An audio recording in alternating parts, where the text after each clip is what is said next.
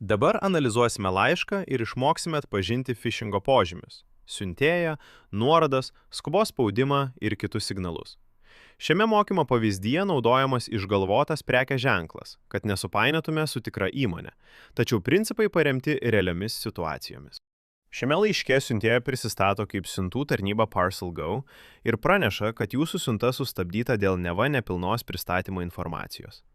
Laiške rašoma, kad reikia patvirtinti duomenis ir sumokėti 1,29 eurą administracinį mokestį.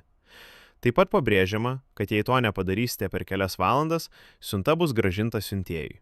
Apačioje pateiktas mygtukas patvirtinti pristatymą. Viršuje matome laiško siuntėją ParcelGo, bet pažvelgus atidžiau matosi, kad laiškas išsiųstas iš Google paskyros. Atminkite, siuntų informacinės sistemos beveik niekada nesiunčia iš gmail.com, Yahoo, Outlook ar kitų nemokamų elektroninio pašto adresų.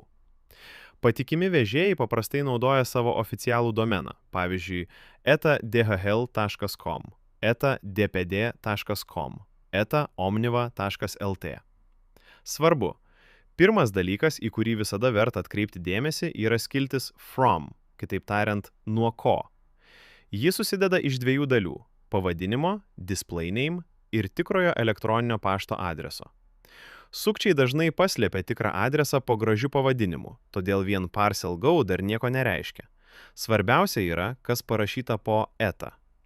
Jeigu vietoj pavadinimo matote tik elektroninio pašto adresą, arba jis atrodo keistai, tai gali būti indikatorius, kad bandoma jūs apgauti.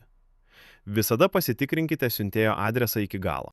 Jei matai nuorodų trumpintuvą, pavyzdžiui, tinyurl, bit.ly, t.co, rb.h ar cut.ly, dažnai tai reiškia, kad bandoma paslėpti tikrą puslapio adresą.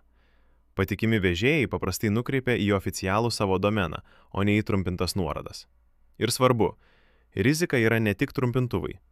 Nuoroda gali vesti į visai kitą domeną, todėl visada pasitikrinkite, ar jie tikrai veda pas tikrą tiekėją, o ne į atsitiktinį puslapį. Kaip tai padaryti greitai? Užveskite pelę ant nuorodos arba mygtuko. Apačioje naršyklėje ar elektroninio pašto programoje pamatysite tikrąjį adresą. Jei nuoroda atrodo įtartinai, nespauskite. Geriau atsidarykite vežėjo svetainę patys per paiešką arba išsaugotą adresą. Formuluotės kaip per 2 valandas ar per 12 valandų dažniausiai skirtos tam, kad sureaguotum nepagalvojęs. Skubėjimas yra vienas stipriausių phishingo ginklų. Svarbu suprasti, tave gali bandyti paveikti skubiais raginimais nesvarbu, ar terminas yra minutė, 2 valandos ar 24 valandos. Vieną kartą pretekstas bus siunta, kitą kartą laimėtas prizas, investicinis pasiūlymas, bauda už parkavimą, ar bet kas kitas, kas verčia reaguoti čia ir dabar. Esmė paprasta – priversti tave paspausti nuorodą. Jei laiškas spaudžia skubėti, tai ženklas sustoti ir patikrinti, o neskubėti vykdyti. Ne visose sukčių laiškuose bus tiesiai parašyta apie pinigus. Kartais jie jų net nemini, vietoj to žada naudą ar laimėjimą. Pavyzdžiui, palikimą iš tolimo giminaičio, sukauptą pensijų fondo sumą, laimėtą kreditą ar kitą viliojantį pasiūlymą. Kartais prašo atidaryti prisektą failą, o kartais, apsimetę jūsų kolega, prašo skubiai pervesti įmonės pinigus į kitą sąskaitą. Šiame pavyzdyje vis dėlto minimas mažas mokestis – 1,29 eurai. Tai psichologinis masalas. Suma atrodo nedidelė, todėl žmonės rečiau suabejoja ir greičiau sumoka. Dar vienas signalas – miglus paaiškinimai, tokie kaip nepilna informacija ar administracinis mokestis.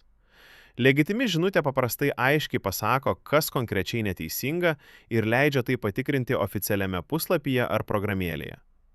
Jei prašo atlikti veiksmą dabar, sumokėti, prisijungti, atidaryti failą, sustokite ir patikrinkite per oficialų kanalą, o ne per laiške esančią nuorodą.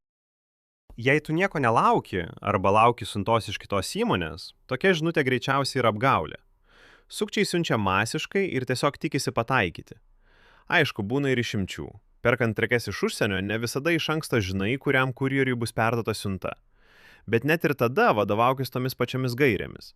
Patikrink siuntėją, domeną, nuorodas ir jei reikia, informaciją pasitikrink oficialiame puslapyje ar programėlėje, ne per laiške esančią nuorodą.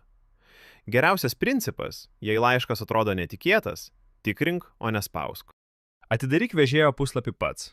Rankomis suvesk adresą naršyklėje ir tik tada įvesk siuntos numerį oficialiame puslapyje. Ir tai tinka ne tik siuntoms, bet ir bet kuriam siuntėjui. Ar tai būtų kurjeris, elektroninių prekių parduotuvė, kita įmonė ar net valdžios institucija. Auksinė taisyklė. Jei laiškas prašo pinigų ir spaudžia laiku, sustok.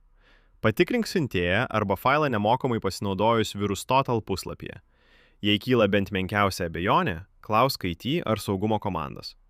Jei tokios komandos nėra, tiesiog ignoruokite ir ištrinkite laišką.